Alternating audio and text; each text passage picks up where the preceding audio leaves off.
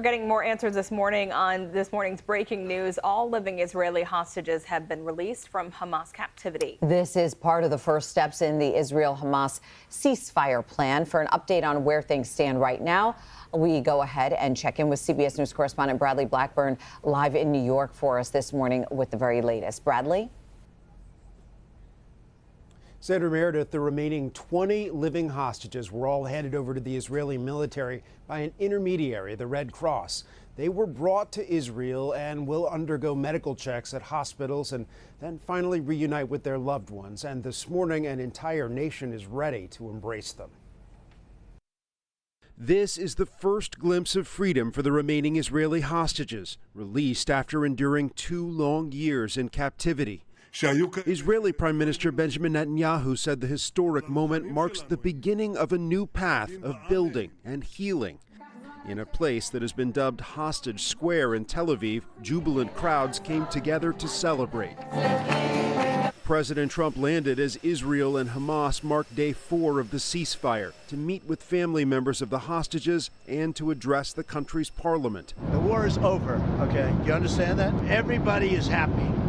And I think it's going to stay that way. The president will later chair a summit in Egypt with other world leaders to discuss next steps, including the creation of a multinational peacekeeping force in the region. Palestinian leader Mahmoud Abbas is also expected to attend. After the Israeli hostage release Monday morning, hundreds of Palestinian prisoners were also set to be released as part of the swap. Since the fighting stopped last Friday, thousands have returned to northern Gaza to find their homes in ruins. Amal Abu Rabia's entire neighborhood was flattened. She says, "I never imagined this level of destruction. There is nothing left." Dozens of trucks carrying humanitarian aid surged into Gaza Sunday, with hundreds more expected in the coming days. And as we speak, President Trump is in the Israeli parliament, the Knesset. He is preparing.